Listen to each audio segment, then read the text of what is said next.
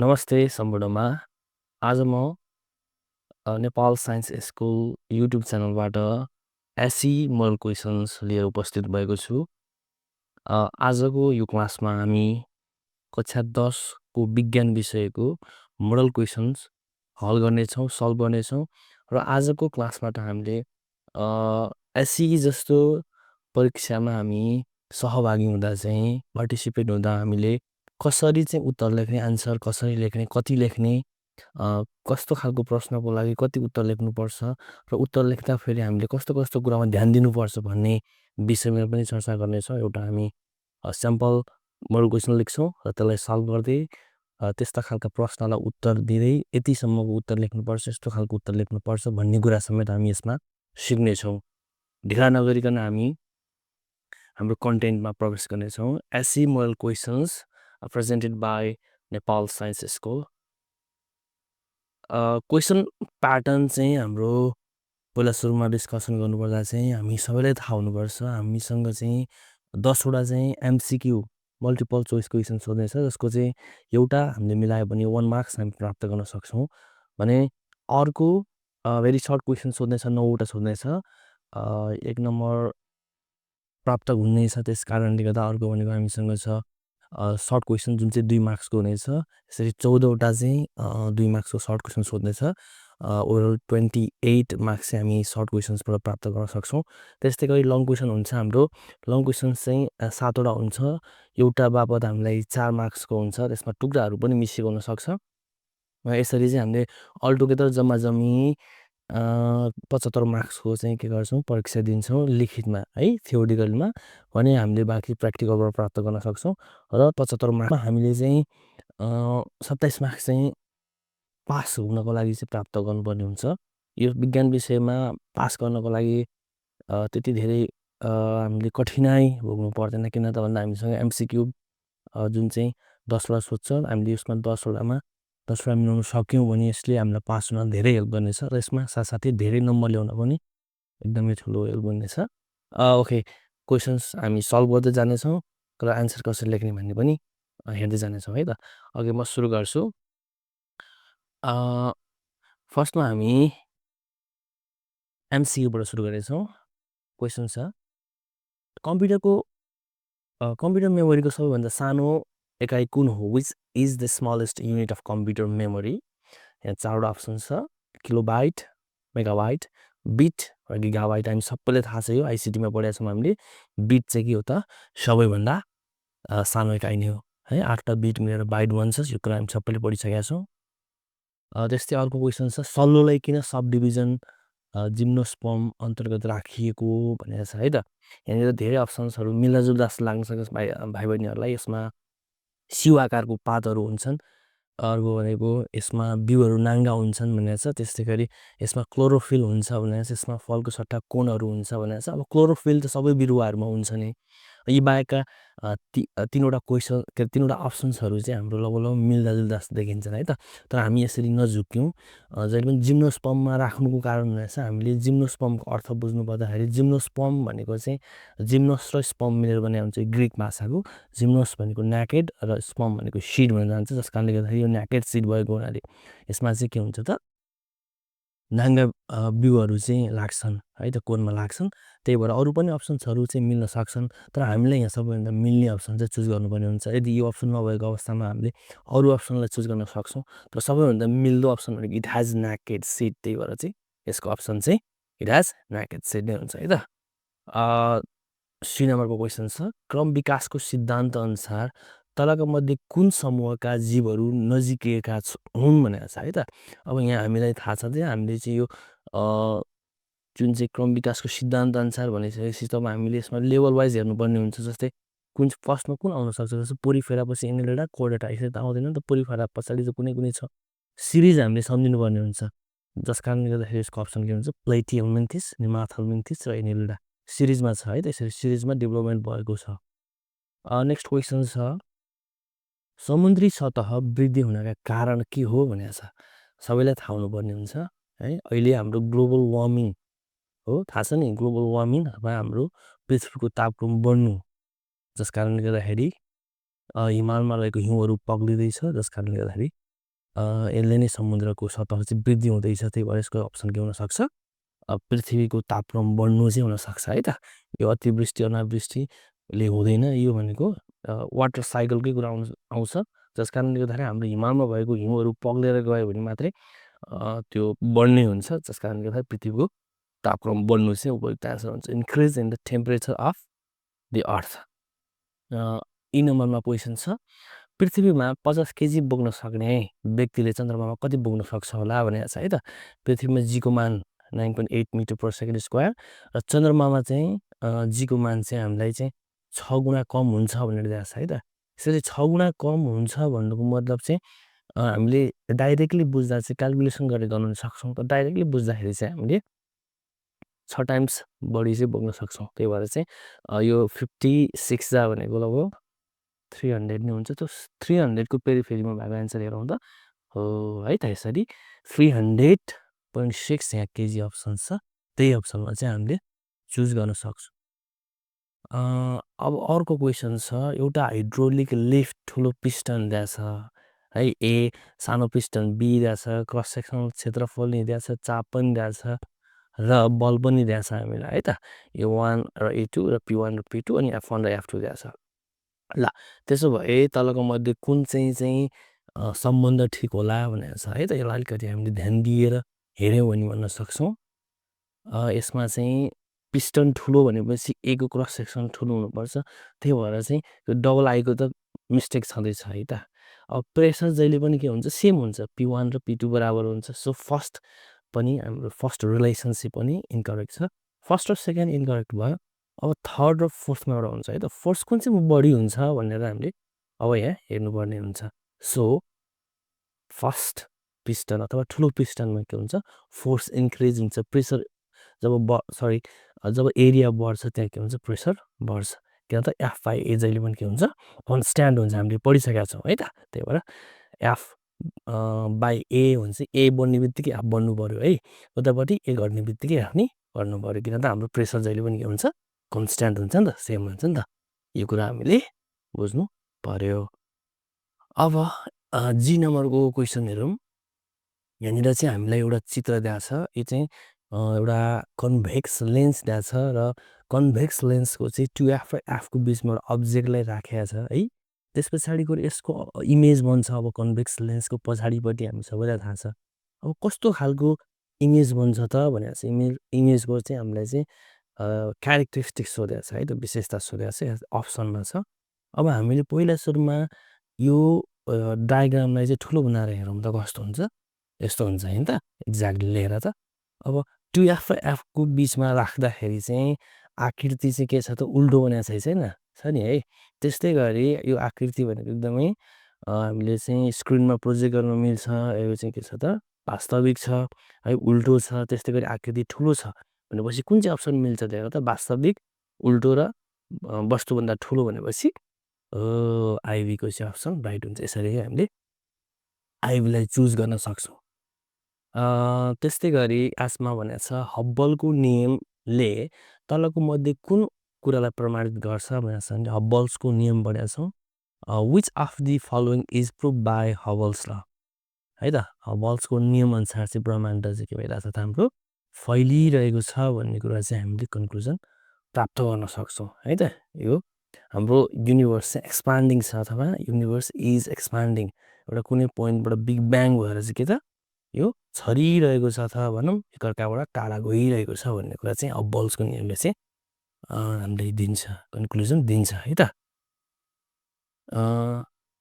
आइमा भनेको छ, तलका मध्ये कुन चाहिँ दोहोरो विस्थापन प्रतिक्रिया हो भनेको छ है त। Which one is the double displacement, कस्तो डबल भनेको छ नि है त, सिङ्गल होइन, एउटा मात्रै डिस्प्लेस हुने होइन है त।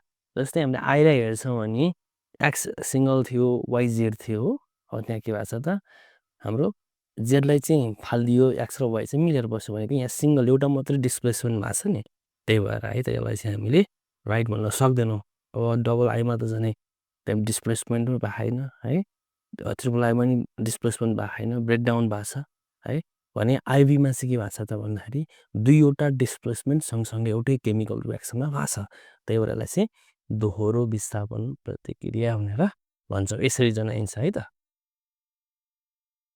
जेको क्वेसन छ, हामीले दुईवटा कथन तर्क र एउटा कथन दिएको छ, त्यो पढौँ राम्रोसँग।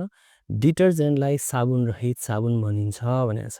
यो कथन ठिक छ कि छैन पहिला बुझ्नुपर्ने हुन्छ है त। वास्तवमा डिटर्जेन्ट चाहिँ साबुन होइन है त।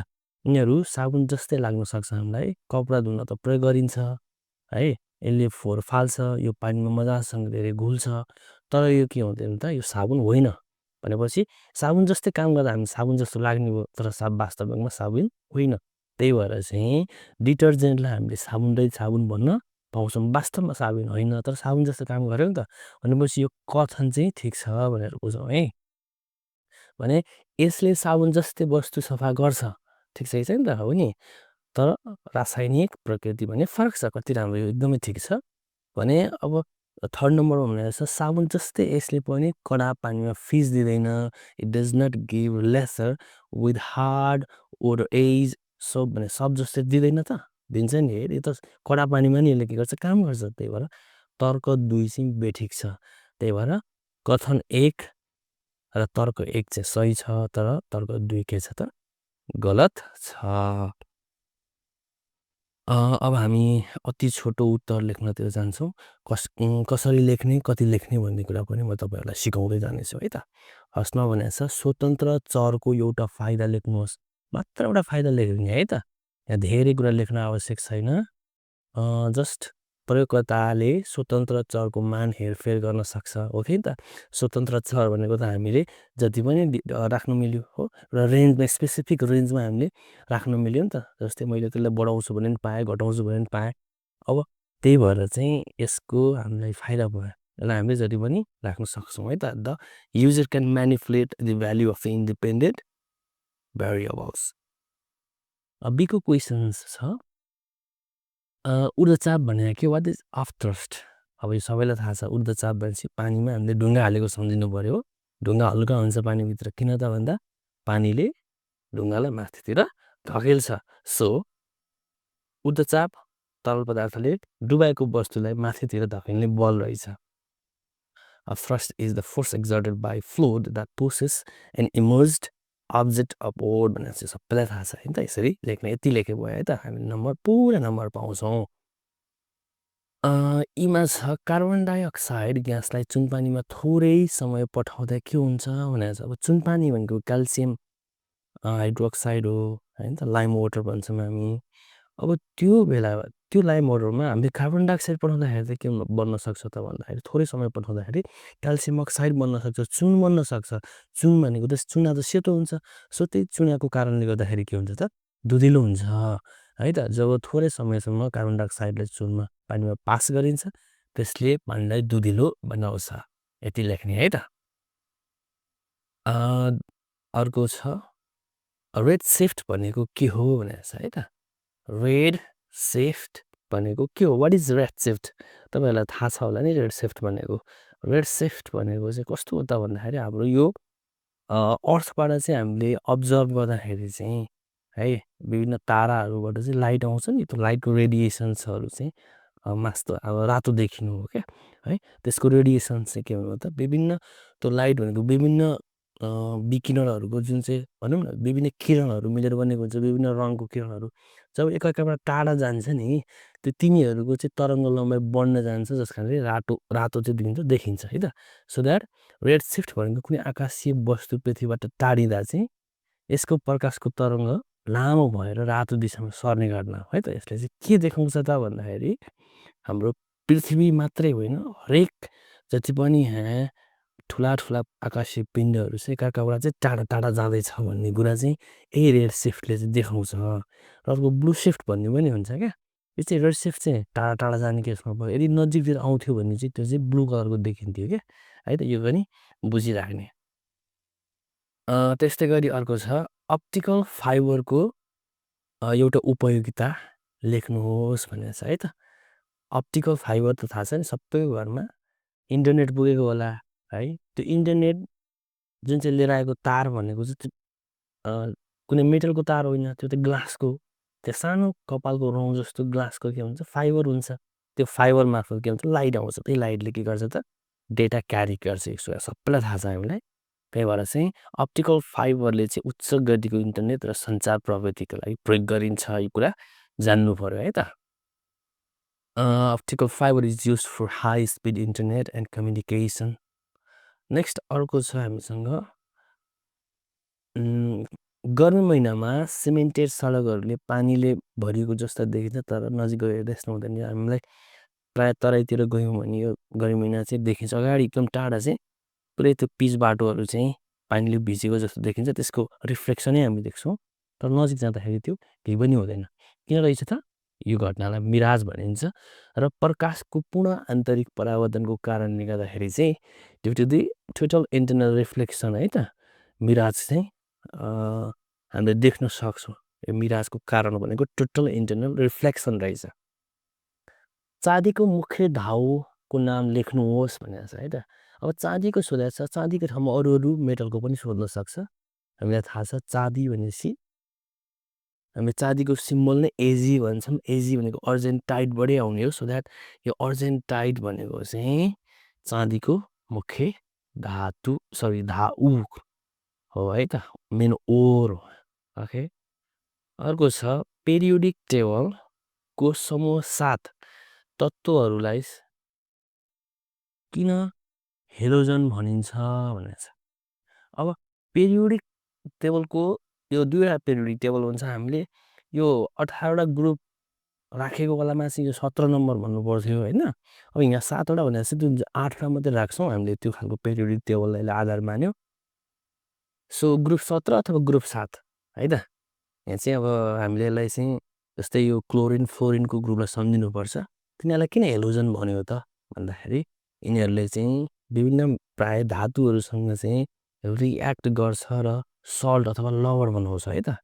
यिनीहरूले चाहिँ के गर्छ त, लवण बनाउने हुनाले यिनीहरूलाई चाहिँ हामीले के भन्छौँ त, हेलोजन भनेर भन्छौँ।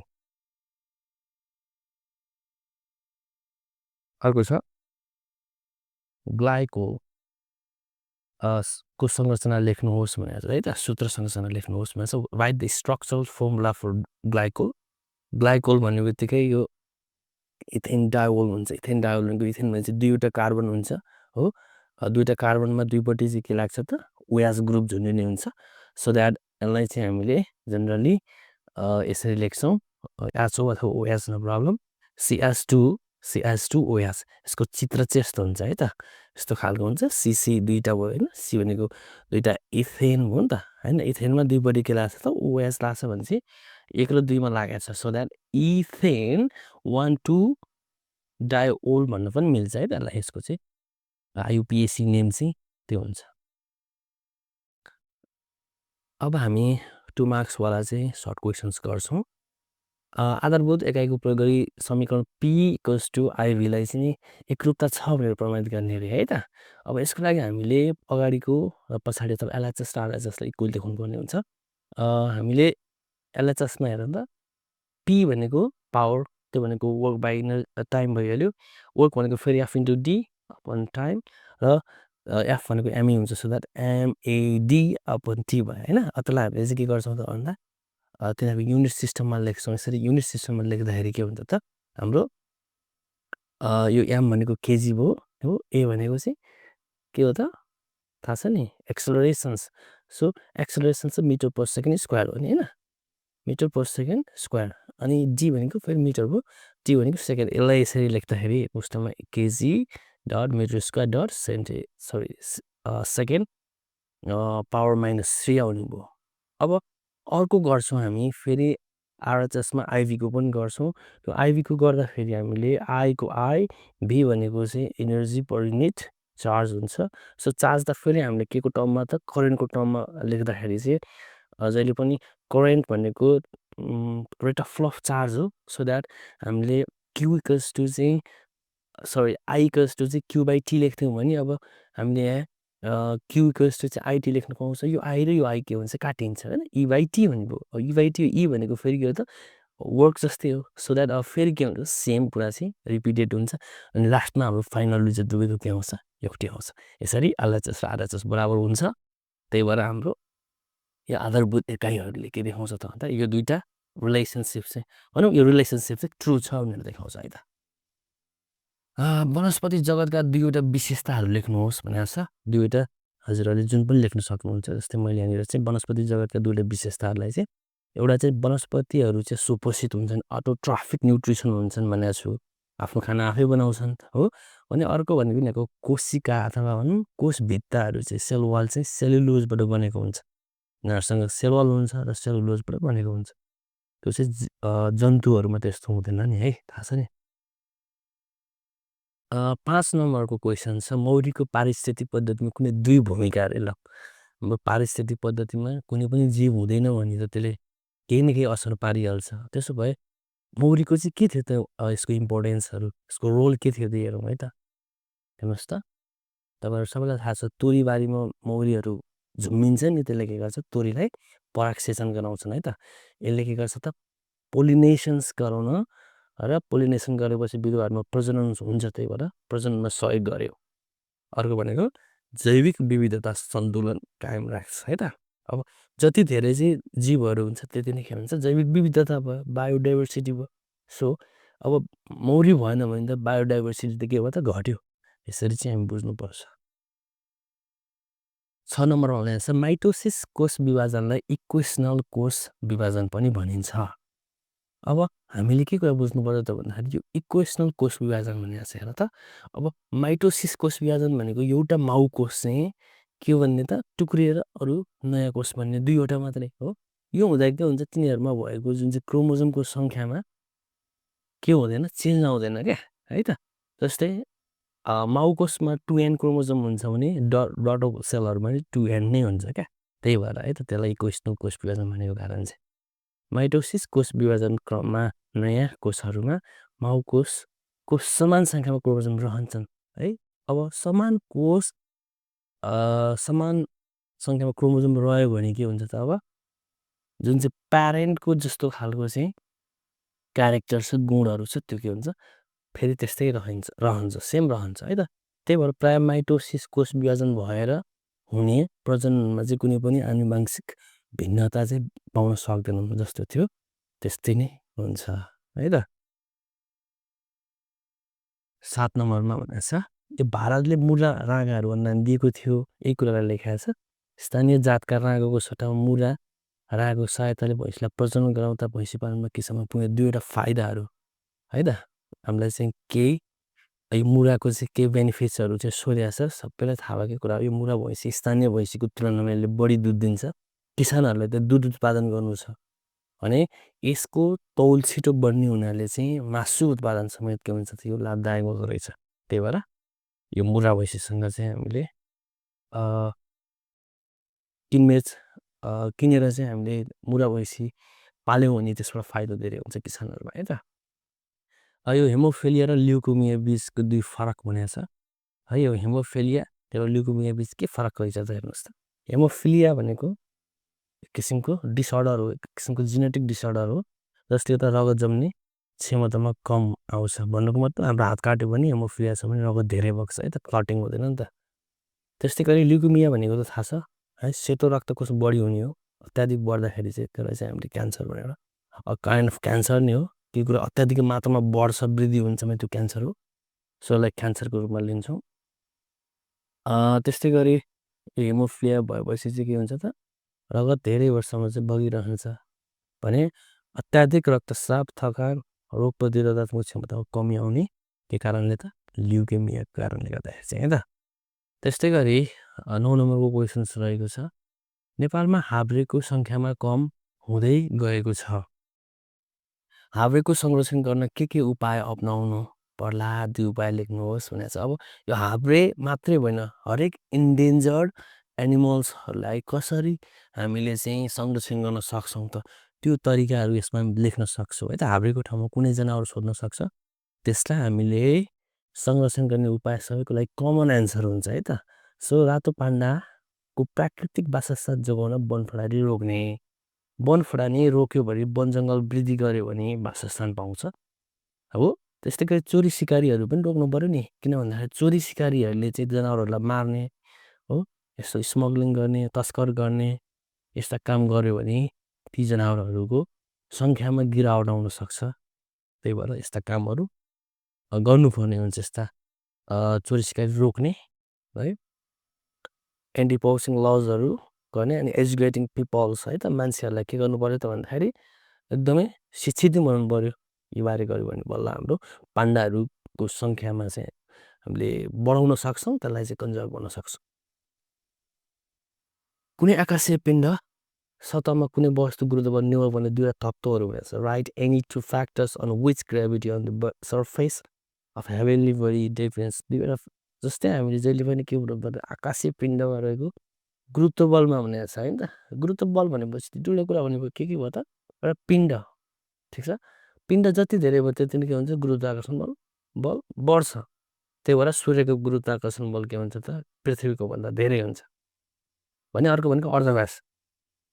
अर्धव्यास पनि एउटा चाहिँ इफेक्टिङ फ्याक्टर्स हो। अब यसले चाहिँ के गर्छ त, जति धेरै अर्धव्यास भयो, मास चाहिँ मानौँ सेम छ भने अर्धव्यास बढ्यो भने चाहिँ अब गुरुत्व बल चाहिँ घट्छ है त। गुरुत्व बल बढ्नको लागि चाहिँ हाम्रो पिण्ड बढ्नुपर्छ, तर अर्धव्यास चाहिँ घट्नुपर्छ।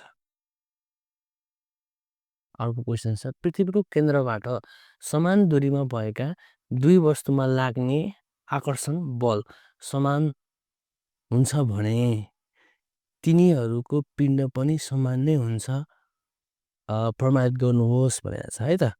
अब यसलाई हामीले कसरी प्रुभ गर्न सक्छौँ त भन्दाखेरि हामीले एउटा पृथ्वीको मास एकछिनको लागि एम मान्छौँ, क्यापिटल एम मान्छौँ, र दुईवटा त्यो बडीहरूलाई चाहिँ हामीले इन्डिभिजुअली M1 र M2 मान्छौँ है।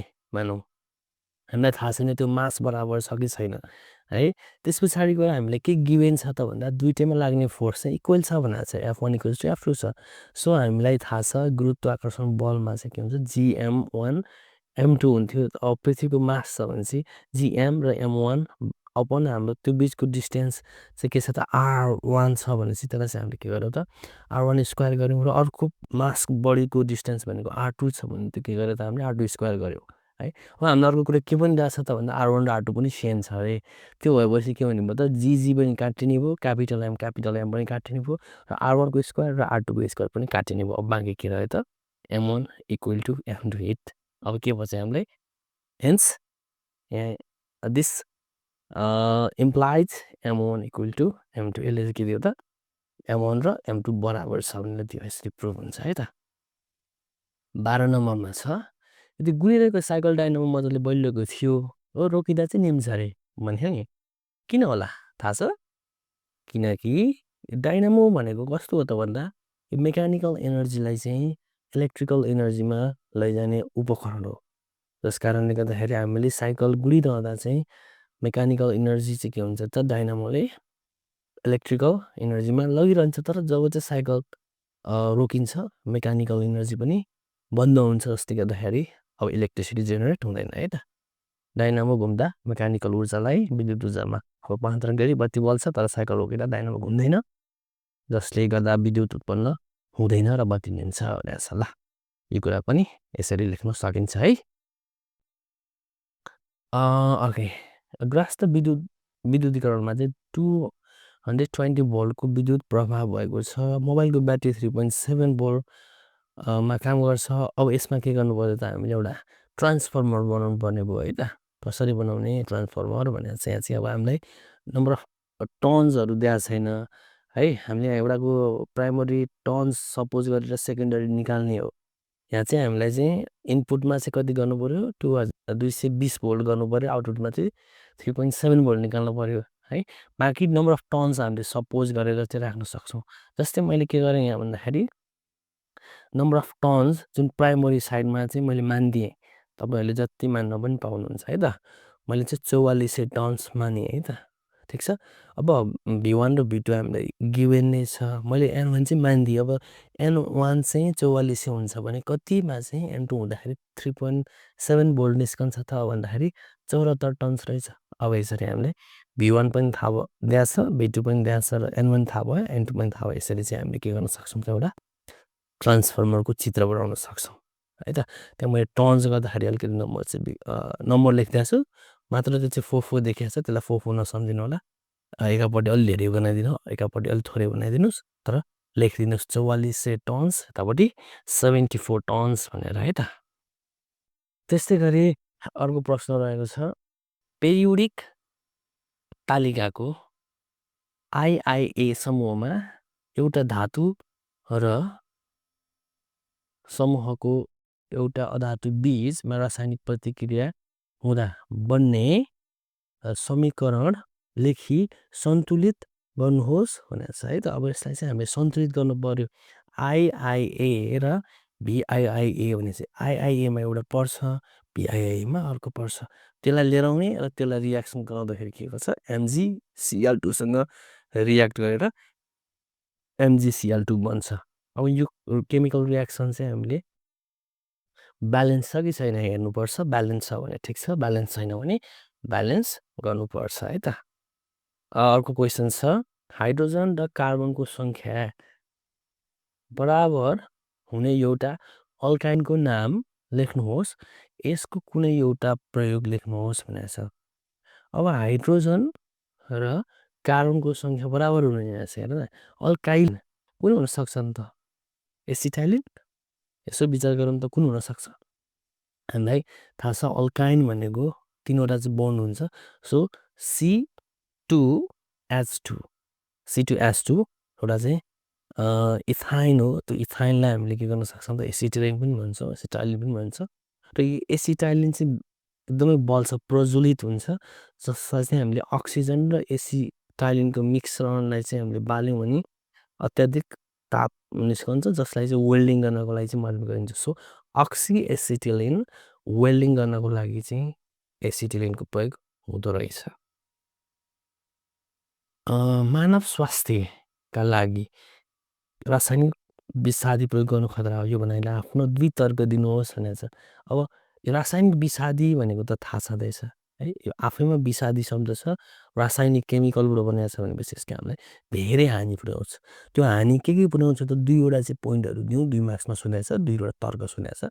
सो रासायनिक कीटनाशक विषादीका असरहरू को कारणले प्रयोग गर्नु खतरा हुन्छ है। जस्तै के रहेछ त्यो असरहरू भन्दाखेरि, एउटा टक्सिक इफेक्ट हुँदो रहेछ, यो विषाक्त प्रभाव हुँदो रहेछ। यो खानाको माध्यमबाट शरीरमा प्रवेश गर्दाखेरि चाहिँ यसले के गर्छ त, हाम्रो स्वास्थ्यमा असर गर्छ। Does the body through food causing health issue है त। अर्को भनेको चाहिँ दीर्घकालीन रोगहरू, क्रोनिक डिजिजहरू जस्तै क्यान्सर, स्नायुतन्त्रको चाहिँ समस्या हुनसक्छ है त। यही केमिकल्सले चाहिँ के गर्छ त, those chemical pesticides can lead to cancer and nervous system disorders है त। यसले चाहिँ के गर्न सक्छ त, विभिन्न क्रोनिक डिजिजहरू चाहिँ काउज गर्न सक्छ। अब हाम्रो समूह घको चाहिँ लामो उत्तर लेख्नुहोस् भन्ने सेक्सनमा पुगेका छौँ हामी, जहाँ चाहिँ 7वटा क्वेसन सोध्छ, जसमा चाहिँ हामीले 4 मार्क्स प्राप्त गर्न सक्छौँ। मैले भनिसकेको छु अगाडि नै, टुक्रा क्वेसन्स पनि सोध्न सक्छ। सो 17 नम्बरको क्वेसन्स हेरौँ। हाम्रो दैनिक जीवनमा चाहिँ डिजिटल प्रविधिको कुनै 2वटा सकारात्मक र नकारात्मक प्रभावहरू लेख्नुहोस् भनेको छ। सकारात्मक पनि लेख्थ्यौँ है, डिजिटल प्रविधिका सकारात्मक प्रभाव, positive impacts of digital technology, यसले छिटो र सहज सञ्चार गर्छ, फास्ट एन्ड इजी कम्युनिकेसन। अर्को भनेको सहज अध्ययन र जानकारी प्राप्ति, हामीले सजिलै अध्ययन गर्न सक्छौँ, जानकारी प्राप्त गर्न सक्छौँ। So convenient learning and access to information. But यसलाई हामीले युज गर्दाखेरि यसले के गर्छ त, हेल्थमा इम्प्याक्ट गर्न सक्छ नि त है। अनि अरू पनि हुनसक्छ यसको कारण, जस्तै मैले भने, मैले आइसिडीको कारणले गर्दाखेरि, मोबाइलको कारणले गर्दाखेरि ब्याङ्कमा म काम, ब्याङ्कको फेसिलिटी लिएर म घरबाटै गर्न सक्छु हो।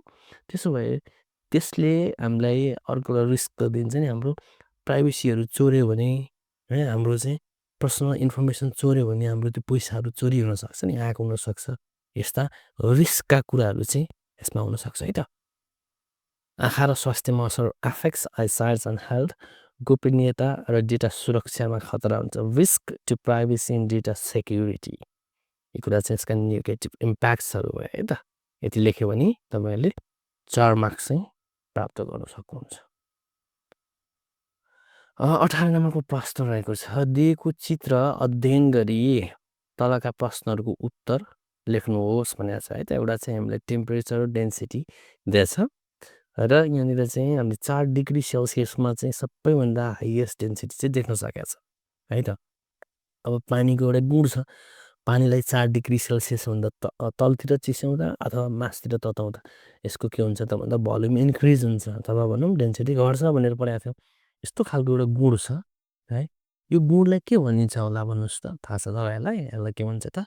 पानीको अनियमित प्रसारण अथवा एनामलस प्रपर्टी अफ वाटर भनेर भन्ने गरिन्छ है त। त्यस्तै गरी अर्को छ पानीलाई 0 डिग्री सेल्सियसदेखि 10 डिग्री सेल्सियस तताउँदा आयतनमा देखिने परिवर्तन लेख्नुहोस् भनेको छ। मैले भनिसकेको छु अघि नै 0 देखि 4 सम्म एउटा घटना गर्न सक्छ, 4 देखि फेरि 10 सम्म अर्को घटना गर्न सक्छ। ल भन्नुहोस् त 0 देखि 4 सम्म के हुन्छ? भोल्युम घट्छ कि बढ्छ होला? पक्कै घट्छ है त। हो 0 देखि 4 सम्म आयतन घट्छ भने 4 देखि 10 सम्म आयतन बढ्छ। यो आयतन र तपाईँको घनत्वको डेन्सिटी चाहिँ के हुन्छ? ठ्याक्कै उल्टो हुन्छ। आयतन बढ्दा डेन्सिटी घट्छ, आयतन घट्दा चाहिँ डेन्सिटी बढ्छ है त। पानीको उक्त विशेष गुणको कुनै एक उपयोगिता लेख्नुहोस् भन्छ। तपाईँहरू एकदमै चिसो ठाउँतिर चाहिँ जानुभयो भने त्यहाँको समुद्र नै के हुन्छ त? जमेको हुन्छ क्या है त। समुद्र जम्ने भनेको त कति डिग्रीमा त भन्दा 0 डिग्री सेल्सियसमा हो है। अब त्यो 0 डिग्री सेल्सियसमा जम्नु भनेको त आइसहरू जम्नु है, चिसो पानी हुनु भनेको त के हो त? अब 4 डिग्रीको सबैभन्दा हाइएस्ट डेन्सिटी छ भनेपछि 4 डिग्रीको सेल्सियसमा चाहिँ पानी जहिले पनि मुनि बस्छ क्या है। 4 डिग्री सेल्सियसमा त पानी जम्दैन। सो सबैभन्दा मुनि चाहिँ के हुन्छ त? अझै पानी हुन्छ क्या। त्यही भएर चाहिँ पानीमा त्यो 4 डिग्री सेल्सियसको पानीमा चाहिँ जीवहरू बाँच्न सक्छ। यसरी एक्वाटिक ह्याबिट्याटहरूमा जलीय जीवहरूलाई जाडोमा चाहिँ 4 डिग्री सेल्सियसको बाँच्न सक्छन्। 19 नम्बरको प्रश्न रहेको छ, धमनी भनेको के हो? मानव शरीरमा रहेको सबैभन्दा ठुलो धमनीको नाम लेख्नुहोस् भनेको छ। के लेख्नुहुन्छ? कसरी लेख्नुहुन्छ त? सजिलो छ नि प्रश्न। अब हामीले मुटु पढ्दाखेरि धमनी पढाएको थियो। हाम्रो सर्कुलेटरी सिस्टममा चाहिँ धमनी भनेको के थियो सम्झनुहोस् है त। धमनी एउटा रक्तवाहिनी नली हो भनेको रगतलाई बोक्ने नली हो, जसले मुटुबाट के गर्दो रहेछ त? अक्सिजनयुक्त अथवा शुद्ध रगतलाई चाहिँ शरीरभरि लान्छ, बोक्छ है त। यसले चाहिँ शुद्ध रगतलाई बोक्ने रहेछ। र शरीरको सबैभन्दा ठुलो धमनी भनेको चाहिँ आओर्टा है त। आओर्टा के रहेछ त? Aorta is the largest artery in the human body. यो कुरा चाहिँ तिमीहरूले ख्याल राख्नु पर्यो है त। उच्च रक्तचापको 2वटा कारणहरू चाहिँ उल्लेख गर्नुहोस् भनेको छ। उच्च रक्तचाप हेर्नु त, ब्लड प्रेसर हाई के कारणले हुन्छ त? धेरै कारणहरू छ नि, त्योमध्ये 2वटा कारण मात्र।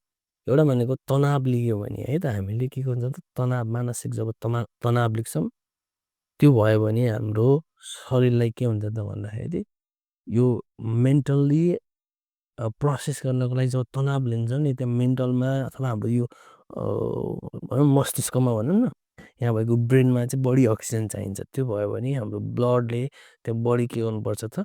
सर्कुलेट गर्नुपर्ने हुन्छ। अब धेरै ब्लड चाहिँ यसरी चाहिँ सर्कुलेट हुँदाखेरि चाहिँ एकदमै हाई अमाउन्टमा हुँदाखेरि चाहिँ अब ब्लड भेसलहरू फुट्न सक्छ होइन। अब प्रेसर बढ्ने हो नि त, जति धेरै हो त्यति नै यो कारण हुनसक्छ। अनि अत्याधिक मात्रामा नुनयुक्त खाना, एक्सेस सल्टहरू इन्टेक गर्दाखेरि पनि हाम्रो सोडियमको मात्रा बढ्दाखेरि हाम्रो शरीरमा चाहिँ यो रक्तचापहरू चाहिँ इन्क्रिज हुन्छ है त। यो कुरा पनि ख्याल गर्नुपर्छ हामीले। 19 नम्बरको क्वेसन छ, यहाँ हामीलाई 3वटा चित्र दिएको छ एबिसी र एबिसीमै 3वटा मेटलहरू छ, त्यहाँ गोलो गोलो देख्न सक्नुहुन्छ। एउटाको चाहिँ ताप धारण क्षमता, विशिष्ट ताप धारण क्षमता चाहिँ 380 जुल पर केजी डिग्री सेल्सियस छ। अर्को बीको 470 छ, सीको चाहिँ 910 छ होइन त, 910 छ। अब केही क्वेसन्सहरू चाहिँ सोधेको छ। फर्स्टमा कुन धातुमा सबैभन्दा बढी ताप शक्ति हुन्छ भनेको छ। हेर्नुहोस् त, ताप शक्ति त जसको धेरै स्पेसिफिक हिट क्यापेसिटी छ नि त त्यसमा हुने हो है त। भन्नुको मतलब एउटै टेम्परेचर छ नि त तिनीहरूको, भनेको एउटै तापक्रम छ भनेपछि पक्कै पनि के छ त? सीको चाहिँ के छ त? बढी चाहिँ ताप शक्ति हुन्छ यसमा कन्फ्युजन नहुने जसको चाहिँ के छ विशिष्ट ताप धारण क्षमता बढी हुन्छ त्यसमा ताप शक्ति बढी हुन्छ यति ख्याल गर्नुहोस् है कममा चाहिँ के हुन्छ सबैभन्दा कम जसको छ त्यसमै कुन चाहिँ धातु मोइनको स्ल्याबको सबैभन्दा तलसम्म जान्छ भनेर छ जसको चाहिँ धेरै ताप शक्ति छ उही जाने हो पक्कै पनि भनेपछि यसमा पनि सी नै हुने भयो है त सी धातु चाहिँ तलसम्म पुग्छ ख्याल गर्नुहोस् है अर्को छ कुन चाहिँ धातु चाँडो सेलाउँछ भनेर छ अब ताप शक्ति जसको थोरै छ उही चाँडै सेलाउने हो नि त भनेपछि अब यसमा ए को सबैभन्दा कम छ नि त्यही भएर ए धातु चाहिँ चाँडो सेलाउँछ कारण सोध्यो भने पनि त्यही नि भनिदिने है त कारण सोध्न सक्छ कोही कोही बेला चाहिँ यसको विशिष्ट ताप धारण क्षमता के छ कम छ त्यही भएर यसले थोरै मात्रै ताप शक्ति धारण गर्छ भनेको राख्छ त्यही भएर चाहिँ यसको चाहिँ चाँडै सेलाउँछ थोरै तलसम्म पुग्छ यो कुराहरू भन्न सक्नुहुन्छ अर्को छ कुन चाहिँ धातुले सबैभन्दा धेरै ताप शक्ति गुमाउँछ भनेर छ अब जुन चाहिँ ले ताप शक्ति बढी बोकेको छ उसले ताप शक्ति बढी गुमाउने हो जब मैले माथिबाट हालिदिन्छु त्यसले ताप शक्ति गुमाउँदै त्यो तलतिर छिर्दै जान्छ भन्नुको मतलब कुन चाहिँ त भन्दाखेरि पक्कै पनि सी है त सीको ताप शक्ति धेरै छ यो धेरै तलसम्म जान्छ र यसले धेरै ताप शक्ति गुमाउँछ पनि metal C has the highest amount of heat loss है त हिट लोज सरी लास्ट त्योभन्दा नि अर्को छ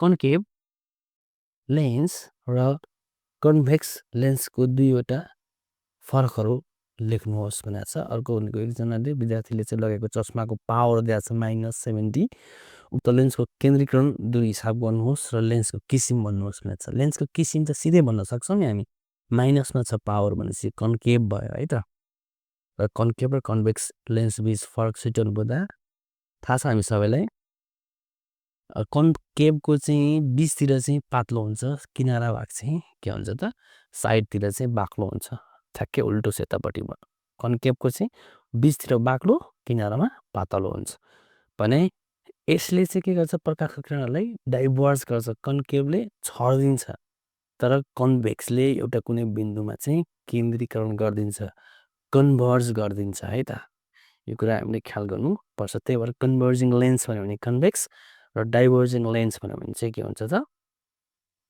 कन्केभ हुन्छ हामी हिसाब गऱ्यो भने पावर दिएको छ -70 हामीलाई थाहा छ पावर भनेको 1/f हुन्छ यसरी हामीले पावरको भ्यालु राख्यौँ भने चाहिँ 0.167 मिटर अथवा भनौँ 16.7 सेन्टिमिटर चाहिँ के हुन्छ यसको केन्द्रीकरण दूरी यो लेन्सको अथवा यो लेन्स जुन चाहिँ चस्मामा प्रयोग भएको छ त्यसको लेन्सको चाहिँ केन्द्रीकरण दूरी चाहिँ जम्मा 16.7 सेन्टिमिटर रहेछ भने यो नेगेटिभमा भएकोले कन्केभ लेन्स हो यो सबै हामीले जानकारी प्राप्त गरिसकेका छौँ है त ओके अर्को प्रश्न रहेको छ दिएको तत्त्वहरू है दिएको तत्त्वहरू एक्स र वाईको इलेक्ट्रोन विन्यास चाहिँ दिएको छ है र उत्तर चाहिँ हामीले लेख्नुपर्ने हुन्छ केही क्वेसन्सहरू सोध्यो भने फर्स्टमा हामीले के गर्नु पर्यो त भन्दा एक्स र वाईलाई चिन्नु पर्यो क्या है त जस्तै हामीले एक्स कुन हो वाई कुन हो भनेर चिन्नको लागि हामी त्यसको पावरलाई जोड दिन्छौँ नि ठिक छ जस्तै हेर्नुहोस् त 2 मा 2ले 4 6ले 10 12 18 20 क्याल्सियम रहेछ है त 20 नम्बरमा क्याल्सियम छ भने वाईमा के छ ठ्याक्कै त्योभन्दा 3टा इलेक्ट्रोन कम छ 17 नम्बरमा पऱ्यो भने चाहिँ के हुन्छ यो कुन पऱ्यो 17 नम्बरमा क्लोरिन पऱ्यो ठिक छ अब क्याल्सियम र क्लोरिनलाई चाहिँ चिन्यौँ तलमध्ये कुन चाहिँ धातु हो भनेको छ क्याल्सियम धातु हो त्यही भएर थाहा छ हामीलाई एक्स धातु हो एक्स इज मेटल वाई कुन पिरियडमा पर्छ भनेको छ है हेर्नुहोस् त वाईको पिरियड पत्ता लगाउनु पऱ्यो नि हेर्नुहोस् यहाँ कमा कतिवटा छ एउटा कमा दुईवटा कमा छ भनेपछि कमाले कतिवटा छुट्टा छ एउटा दुईवटा र 3टा भनेपछि हेर्नुहोस् त यो नम्बर हेर्नुभयो नि हुन्छ यो 1 यो 2 यो 3 भनेपछि यो थर्ड सेल भन्नु मिल्छ है त यो थर्ड सेल नै हुन्छ यसको र यो पिरियड पनि थर्ड नै हुन्छ यो तेस्रो पिरियडमा पर्छ एक्स र वाई संयोजन भन्दा संयोजन हुँदा बन्ने भनेको X भनेको क्याल्सियम र Y भनेको क्लोरिन क्याल्सियम क्लोराइड बन्छ। यसरी रासायनिक समीकरण लेख्न सक्छौँ है त। अब 23 नम्बरको प्रश्न अथवा यो मोडल क्वेसनको लास्टको क्वेसन्स रहेको छ। दिएको चित्र अध्ययन गरी निम्न प्रश्नको उत्तर लेख्नुहोस् भनेको छ है त। Given study the given diagram and answer the following question भनेको छ। यो प्रश्न ए र बी सोधेको छ यहाँ है। यहाँनिर ताप दिएको छ, तताइएको छ, यहाँबाट ग्यास निस्किएको छ, त्यो ग्यासलाई यताबाट लगाएको छ। यसलाई के भन्छ हामीले पढिसकेको छ। यो कुन ग्यास जम्मा हुन्छ? जनरली हाम्रो नलेज अनुसार यो एमोनिया ग्यास बन्दैछ। हामीले थाहा छ, हामीले पढेका छौँ 10 क्लासमा ग्यासमा है। पङ्जेन्ट स्मेल भएको एमोनिया ग्यास बन्दैछ। त्यसो भए यो एमोनिया ग्यास बनाउन हामीलाई के चाहिन्छ है। अनि यहाँनिर के राखेको छ, किन राखेको छ, यो कुरा सबै थाहा हुनुपर्छ। यसलाई किन कोल्टी गरेको छ है। यहाँ पानी किन राखेको छैन, वाटर डिस्प्लेसमेन्ट मेथडबाट किन गरेको छैन, कुराहरू पनि हामीले सबै कुराहरू चाहिँ पढिसकेका छौँ होला। यसको लागि सबै कुराहरूको एन्सर मैले अहिले भनिरहेको थिइनँ। मात्र यहाँ के क्वेसन सोधेको छ त्यसको मात्र कुरा गरौँ है त। ग्यास चारमा कुन ग्यास जम्मा भइरहेछ त भन्दा एमोनिया ग्यास। सबैलाई थाहा छ होइन त, ammonia gas is being collected in gas jar. चित्रमा ए र बीको के हुन् भनेको छ। एकचोटि फेरि चित्रमा हेर्नुहोस् त। ए भनेको यतापट्टि छ लाइम टावर हो, भने बी भनेको केमिकल्सहरू त्यहाँनिर राखेको छ, केही केमिकल्सहरू केही सल्टहरू राखेको छ होला, अथवा केही सल्ट र बेसहरू मिसाएर राखेको छ होला। अब सम्झिनु पऱ्यो हामीले है त। अब हामीले के कुरा सम्झिनु पऱ्यो त, ए भनेको क्याल्सियम अक्साइड रहेछ है। बी भनेको चाहिँ के रहेछ त, क्याल्सियम हाइड्रोक्साइड र एमोनियम क्लोराइडको मिक्सर रहेछ है त। त्यसलाई हामीले मिसाउँछौँ, तताउँछौँ। यसरी तताउँदाखेरि चाहिँ त्यहाँबाट एमोनिया ग्यास निस्कन्छ र त्यो एमोनिया ग्यास चाहिँ पानीमा बढी डिजल्भ हुन्छ। अब हामीले वाटर डिस्प्लेसमेन्ट मेथडबाट गऱ्यो भने के भन्छ, पानीमा घुलिदिन्छ। त्यहाँ ग्यास जारमा कलेक्ट हुनुको साटो घुलिदिन्छ है त। त्यही भएर अर्को कुरा भनेको त्यसलाई कोल्ट्याउँछ।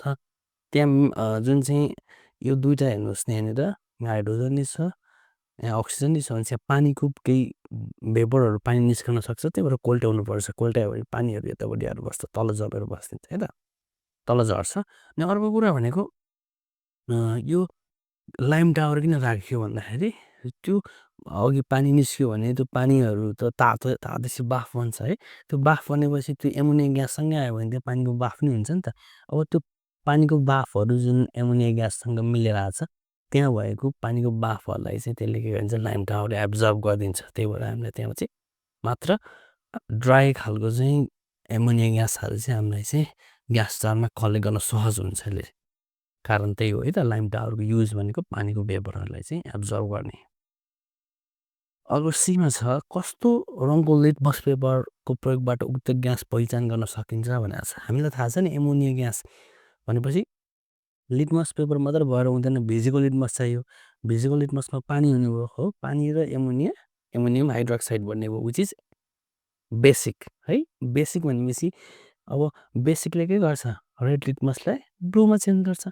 सो हामीलाई कस्तो खालको चाहियो त, रेड लिटमस भन्दा रेड रातो खालको चाहियो है। रातो रङको लिटमस भयो भने त्यसले के गर्छ, निलोमा चेन्ज गरिदिन्छ, बल्ल थाहा हुन्छ। यसरी हामीले के गर्न सक्छौँ त, त्यो ग्यास जारमा कलेक्ट भएको ग्यास एमोनिया हो कि होइन भनेर चेक गर्नलाई सक्छौँ। अथवा एमोनिया ग्यास एसिडिक हो कि बेसिक हो त भन्ने कुरा पनि हामीले यही लिटमसको प्रयोगबाट हेर्न सक्छौँ। र यसरी चाहिँ हाम्रो इक्जाम चाहिँ 3 घन्टाको हुन्छ र 3 घन्टामा हामीले धेरै लामो उत्तर दिने भन्दा पनि चाहिने फ्याक्टहरू मात्रै एन्सर लेख्यौँ भने हामीले चाँडै नै एकदम सहज तरिकाले अत्याधिक धेरै मार्क्स चाहिँ हामीले साइन्समा ल्याउन सक्छौँ। साइन्स बेसिक सब्जेक्टभन्दा अलिक फरक हुन्छ, जस कारणले हामीले फ्याक्ट मात्रै दिन सक्यौँ भने चाहिने कुरा मात्र लेखेर चाहिँ हामी थोरै समयमा धेरै मार्क्स चाहिँ हामीले चाहिँ के गर्न सक्छौँ, गेन गर्न सक्छौँ। ओके भाइ बहिनीहरू, तपाईँहरूले आजको यो क्लासमा चाहिँ कक्षा 10को एससीको मोडल क्वेसन्सलाई सल्भ गरेर कसरी चाहिँ एन्सर लेख्ने भन्ने कुरा सिकिसक्नु भएको छ। आशा छ तपाईँहरूले एससीमा यसरी नै लेख्नुहुन्छ। फ्याक्ट लेख्नुहुन्छ र राम्रो अङ्क प्राप्त गर्नुहुनेछ। हस्त भिडियोलाई लाइक, कमेन्ट र च्यानललाई सब्सक्राइब गर्नु नभुल्नुहोस्। यस्तै एजुकेसनल भिडियो हेर्नको लागि चाहिँ हामीसँग सधैँ जोडिनुहोस्। धन्यवाद।